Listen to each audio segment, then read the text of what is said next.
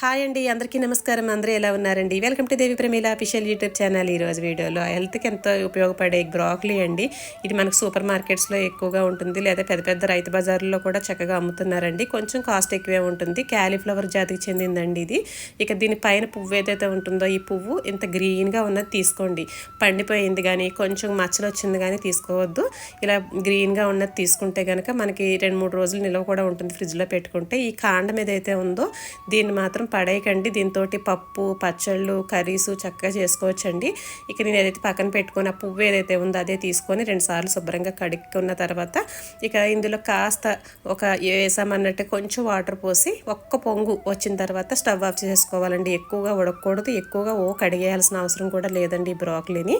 మనకి ఇష్టమైతే కనుక కొంచెం లైట్గా సాల్ట్, చిల్లీ ఫ్లేక్స్ ఉంటాయి కదా, అవి కొంచెం పైన చల్లుకొని తినేసేయచ్చండి. ఉప్పుగా కారంగా బాగుంటాయి. ఒకవేళ చప్పగా తినలేము అని అనుకున్న వాళ్ళైతే. ఇక నేనైతే ఆ కాండాన్ని చిన్న ముక్కలుగా కట్ చేసి పెట్టుకున్నాను. ఇవాళ కూరగాయలు అయితే నిండుకున్నాయండి. ఉన్న వాటితోనే పిల్లలకి ఏదైనా లంచ్ బాక్స్లోకి కొంచెం రైస్లా చేసేద్దామని చెప్పేసి కొన్ని గోరుచిక్కుడుకాయలు అయితే ఉన్నాయి. ఇక 2 టమాటాలు, ఒక ఉల్లిపాయ, పచ్చిమిరపకాయలు, తర్వాత ఇవి మిల్ మేకర్ అండి. మన అందరికీ తెలిసిందే కదా. మిల్ మేకర్ని అయితే కాస్త గోరువెచ్చని నీటిలో నానబెట్టేసి పక్కన పెట్టేశాను. ఇక ఇవి 2-3 సార్లు శుభ్రంగా కడుక్కోవాలండి. కొంచెం జిగురుదనం ఉంటుంది. ఆ జిగురుదనం వల్ల మనకి అదొక స్మెల్ అనేది వస్తుంది. అది లేకుండా చక్కగా 2-3 సార్లు కడిగేసుకొని అల్లం వెల్లిపాయ పేస్టు, నెయ్యి, కొంచెం నూనె అయితే వేసానండి గిన్నెలోను. ఇక ఇవి వేసేసి రైస్ అయితే తయారు చేసేస్తాను. ఇక ముందులో నేను ఆల్రెడీ మీకు లాస్ట్ వీడియోలో చెప్పాను కదండి, పులావ్ మసాలా అని చెప్పేసి, అదే బిర్యానీ మసాలా అని చెప్పేసి పక్కన పెట్టుకున్నాను కొంచెం ఆడుకొని అని అన్నాను కదా. ఇక ఆ మసాలా ఉపయోగించేసి ఇలాంటి రైస్లు అయితే చేసేసుకోవచ్చండి. ఎక్కువ పోపులు, హోల్ గరం మసాలాలు అవి ఏమి వేయకుండా ఎక్కువగా పని ఉన్నప్పుడు కొంచెం సింపుల్గా అయిపోయేటట్టు అయితే వెజిటేబుల్స్ కట్ చేసేసుకుంటాము. ఇక రెడీగా ఉన్న పొడులు ఏవైతే ఉన్నాయో కొంచెం ఆ ఫ్లేవర్ కోసం వేసేస్తామంటే అల్లం వెల్లిపాయ పేస్ట్ ఎలాగో రెడీగానే ఉంటుంది కదా. ఇక ఆ పేస్ట్ వేసేసి రైస్లు ఈజీగా చేసేయచ్చండి. పిల్లలకి చాలా చాలా ఫాస్ట్గా అయిపోతాయి, ఇష్టంగా తింటారు కూడాను. ఇక వెజిటేబుల్స్ ఏవైతే ఉన్నాయో అవన్నీ వేసుకున్న తర్వాత కాస్త కరివేపాకు, టమాటో కూడా ఇందులో వేసే రైస్ ఏదైతే ఉన్నదో ఆ రైస్ని ముందుగా కడిగేసుకొని 2-3 సార్లు నీళ్లు పోసేసి నానబెట్టి పక్కన పెట్టేసుకున్నానండి. ఇక వేడి నీళ్ళు అయితే కొంచెం కొలత నీళ్ళు అనేవి పక్కన పెట్టేసుకున్నామంటే అవి బాయిల్ అవుతూ ఉంటాయి కదా. మనకు తొందరగా పొద్దున్నే లంచ్ బాక్స్లో హడావిడిగా ఉంటాం కాబట్టి చక్కగా తొందరగా అయిపోతాయండి. ఆ వేడి నీళ్ళు కూడా పక్కన మరగబెట్టి పెట్టుకుంటే ఈలోగా కొంచెం అల్లం వెల్లిపాయ పేస్ట్ అయితే వేసేసాను. అది కూడా కొంచెం పచ్చివాసన పోయే వరకు వేయించుకున్న తర్వాత ఇక ఇందులో మనకు ఆల్రెడీ నేను మిల్ మేకర్ అనేవి కడిగి పెట్టుకున్నాను కదా, ఆ మిల్ మేకర్ అనేవి ఇందులో వేసేస్తానండి. అవి కూడా కొంచెం ఫ్రై అయితే బాగుంటుంది. ఇలాంటి రైస్లో ఎక్కువగా మనం వాటర్ బదులుగా కొబ్బరి పాలు, సోయా పాలు అవి దొరుకుతాయండి మనకి మార్కెట్స్లోను. లేదంటే కనుక కొబ్బరి పాలు అయితే మనం ఇంటికాడ డైరెక్ట్గా తీసుకొని పక్కన పెట్టుకోవచ్చు. డీప్ ఫ్రిడ్జ్లో పెట్టుకున్నామంటే అప్పటికప్పుడు చక్కగా తీసి బయట పెట్టుకున్నామంటే ఒక 1/2 అవర్ ముందలాగా కరిగిపోతాయి కదా. ఆ కొబ్బరి పాలను కూడా వేసేసి ఇందులో చక్కగా రైస్ అనేది టేస్టీగా పిల్లలకి ఇంకా కొంచెం హెల్తీగా లంచ్ బాక్స్ అనేది ప్రిపేర్ చేయొచ్చండి. ఇవి కాస్త వేగిన తర్వాత ఇందులో కాస్త ఆ పులావ్ టేస్ట్, ఆ పులావ్ కలరు రావడానికి కొంచెం పసుపు, ఉప్పు, కారాలు అనేవి వేసుకుందామండి. ఒకవేళ మీకు వద్దు, కొంచెం ఆ కలరు వైట్ కలర్లోనే అలాగే ఉండాలనుకుంటే కనుక ఇందులో ఇంకా పచ్చిమిరపకాయలు కొంచెం ఎక్కువ వేసుకొని మిరియాల పొడి వేసుకుంటే సరిపోతుందండి. ఇంకా అప్పుడు వైట్గా ఉంటుంది, ఘాటు వస్తుంది. ఇంకా అలాగని చెప్పి రైస్ వేసేసరికి మళ్ళీ ఆ స్వీట్నెస్ ఆ రైస్లో మనం వేసిన ఈ కారము సరిపోకపోతే చప్పగా ఉంటుంది కాబట్టి కొంచెం ఆ పచ్చిమిరపకాయలు కానీ మిరియాల పొడి యాడ్ చేసుకోండి. నేనైతే దీనికి సరిపడా సాల్ట్, ఉప్పు, కారం, పసుపు, ఆల్రెడీ గరం మసాలాల పొడులు ఆడినప్పుడే నీకు పులావ్ మసాలా పొడి కూడా పెట్టాను కదండి ఆడే విధానం. ఇక అదే కొంచెం ఒక 1/2 స్పూన్ అండి. ఆ ఫ్లేవర్ కోసం మా పిల్లలకైతే కొంచెం మసాలా పొడి తగిలినా చాలు, అది పులావు, బిర్యానీ ఏదైనా సరే బాగుంది అని చెప్పి వెజిటేబుల్స్తో సహా చక్కగా తినేసి తెస్తారండి బాక్సులు.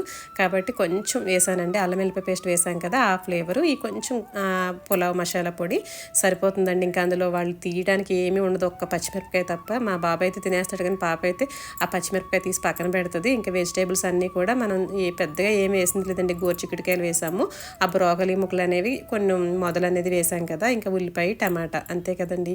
కాబట్టి చక్కగా తినేసేయచ్చు. ఆ మిల్ మేకర్ కూడా చాలా బాగుంటుంది. ఇంకా ఈ రైస్ని కూడా నానబెట్టుకున్న రైస్ని అయితే వేసేసుకొని కాస్త ఒక 2-3 నిమిషాలు కొంచెం మనం అందులో ఉన్న వాటర్ ఏదైతే ఉంటుందో ఆ వాటర్ డ్రై అయ్యే వరకు వేయించుకోవాలండి. పులావ్ అనేది ఇలా కాస్త ఆ బియ్యం వేగినప్పుడే ఆ ఫ్లేవర్ కానీ ఆ పొడి పొడిలాడే తత్వం కానీ చక్కగా వస్తుంది.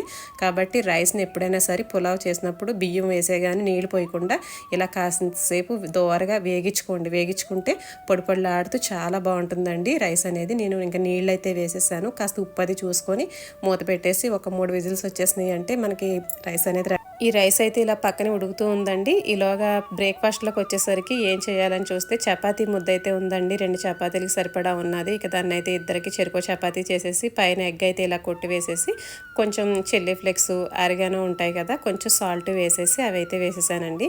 ఈ ఫ్లేవర్ అనేది చాలా బాగుంటుందండి. ఉప్పు కారాలు ఎప్పుడు వేసుకునే తింటాం కదా, కొంచెం ఈ చిల్లీ ఫ్లేక్స్ ఫ్లేవర్ కూడా చాలా బాగుంటుంది. అప్పుడప్పుడు ట్రై చేయండి.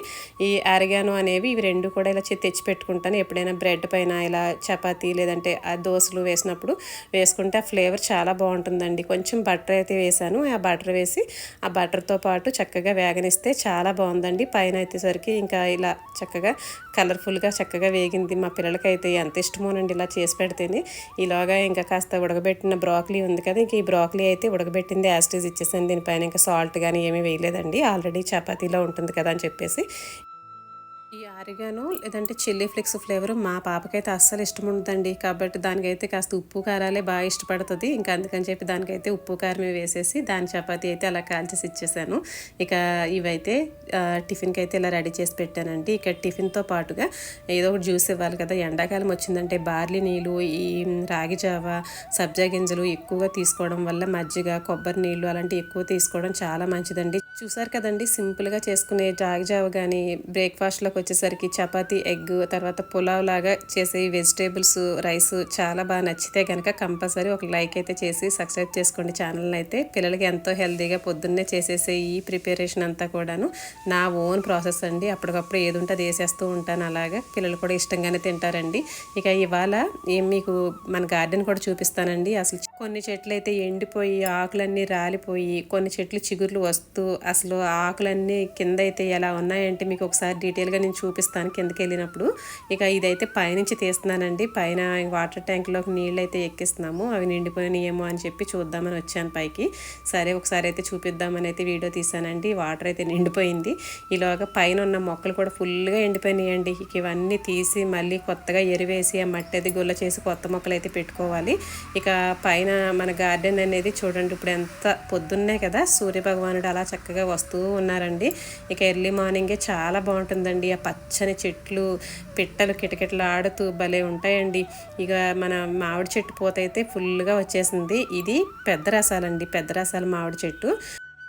ఈసారి మామిడి చెట్లు అన్నీ కూడా పూత బాగా వచ్చినాయండి. చక్కగా పిందెలు కూడా నిలబడినాయి. మరి అవి ఎంతవరకు కాయ వరకు అయ్యే వరకు నిలబడతాయో తెలియదు కానీ మన దగ్గర ఉన్న మామిడి చెట్లన్నీ కూడాను పూత కూడా ఎక్కువగా రావడం, పిందె అయితే నిలబడింది. మా వారైతే పూత మందు కూడా నిలబడే పూత మందు ఉంటుంది కదా, మందు కూడా కొట్టారు. ఇక విరజాజి చెట్టు అయితే ఇలా వచ్చిందండి. ఇంకా కట్ చేసి దీని పని కూడా పెట్టాలి. ఒక రోజు మొత్తం గార్డెన్ పని పెట్టాలండి. అసలు అన్నీ కూడా మొక్కలన్నీ కూడా బాగా ఎండిపోయి కొమ్మలై కొన్ని కట్ చేయాల్సినవి చాలా ఉన్నాయి.